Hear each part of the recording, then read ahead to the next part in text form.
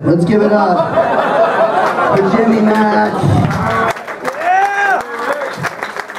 All right, let's get started. My set. Here we go. Happy Wednesday, everybody. Yeah. Or as a creepy old lady in my office says, "Happy Hump Day, Jimmy." That's a weird thing to say to somebody if you think about it. You know. I remember the first time I heard someone say that. It was when I first started working in my office. I saw this guy. I was like, "Hey Ted, how's it going?" He's like, "Hey Jimmy, happy Hump Day." And he winked. He winked at me. I was like, "Whoa, what's that thing?" I don't know if we can be friends anymore. That was a little weird. I don't know. I work in an office, though. Anybody here working in an office? Or? Yeah. If you work in an office, or if you have a job,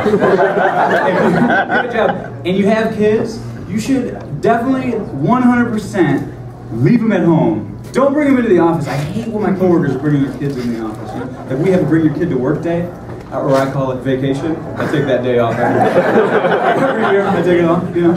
But they bring their kids in, especially babies. For some reason, they have babies. They feel like they need to show their coworkers. I don't get it. I don't know, because babies don't offer any form of entertainment. Right? I mean, they're cute. They're cute, okay, but they don't do anything, you know? Because, like, I have a hermit crab at home, but I don't bring that into work. I say, "Hey, check out my hermit crab." That's like all it does, so I'll take it back.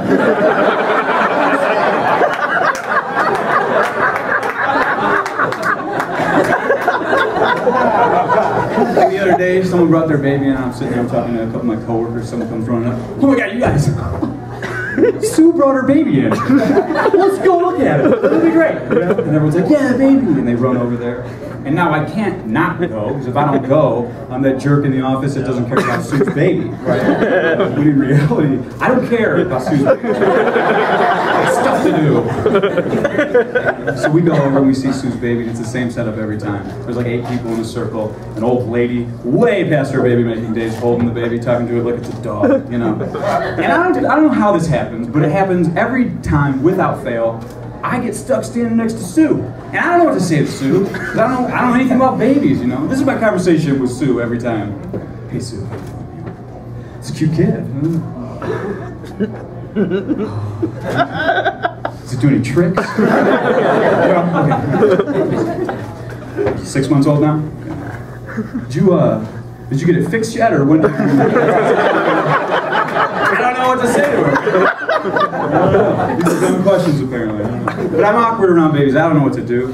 And I think it's because I'm so far away from having kids. I'm so far away from having a girlfriend. You know? Like, I've been single for a long time. Like 5 years I've been single, okay? But I don't like telling people that, you know? Like 5 years, right? Because when you're as proud of something as I am about being single for 5 years, you want to blow it up a little bit, you know?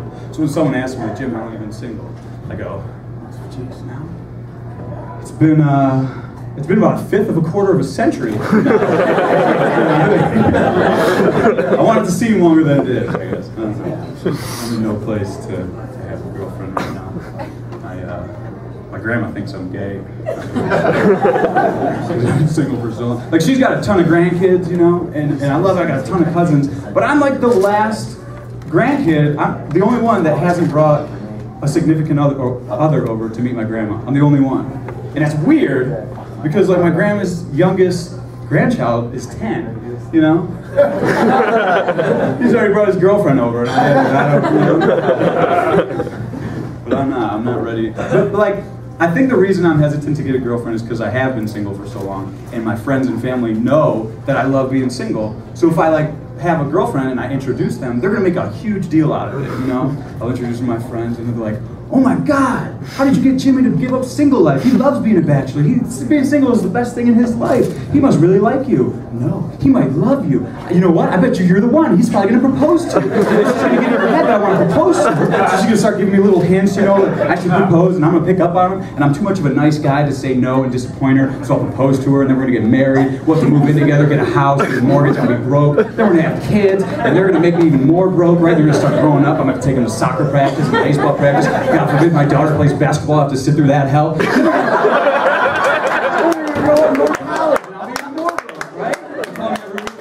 Dad, I need grocery money," and I'll send him grocery money even though I know they're buying beer with it. And one day I'll be sitting on my couch watching TV, and I'll look at my wife and be like, "Oh my God, I don't even like you."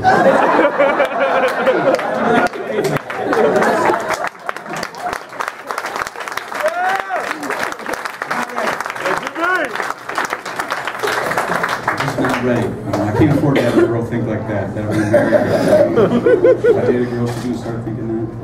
It's like, you ever play a joke on someone and they believe it, you know, and then you're like, oh, this is great, but you take it too far, and then, like, down the road, you're like, hey man, you should know that you really didn't win the lottery. And you should call your boss and try to get it done. You take it a little too far. That's like where I'm at, you know, I can't.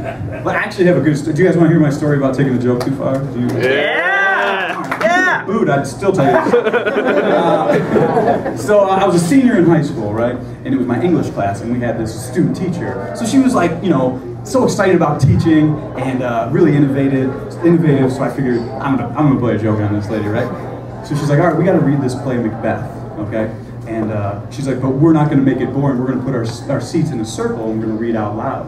And yes, this was my senior year. This was not first grade. We were going to sit in a circle and read out loud. So she's giving out cards. She's like, okay, Jimmy, you could be Macbeth. Nobody wanted to be Macbeth. They named the play after him. He's got all the lines, you know? So I was just like, oh, no, it's probably not a good idea that I play Macbeth. And she's like, well, why? And I'm like, well, it's really embarrassing, but I have a really bad stutter when I read. And I don't have a stutter when I read, right? But what she said next was when I realized, okay, this is the point of no return, I cannot go back right now. She looked at me, she's like, Jimmy, that's okay. Everyone in my family stutters when they read. What kind of family? Where did you grow up? Like, when you're an English teacher? So at that point I couldn't go, oh no, I'm just kidding, I'm not an idiot. I don't stutter. So I had to fake a stutter through all of it. Just 2 months. The best part about the story, though, best part is, my high school mascot was the Rebel, and every semester they'd give out Rebel of the Semester for, like, the best student of that semester. Guess who won it? Yeah, I faked a stutter and won a great award. They sent a letter home and everything. My mom gets this letter. She's like, oh, Mac. That's my dad's name. Mac, come read this letter. It's from the school. She gets done reading it, because she thought it was a detention letter, right? So she reads it. She calls me into the room, and I thought I was in trouble. She's like, Jimmy, I just want you to know, I've never been more proud of you. And then I told her what really happened. And she was pissed. She stormed out of the room. My dad came up and he's like, Jimmy, I've never been more proud of you.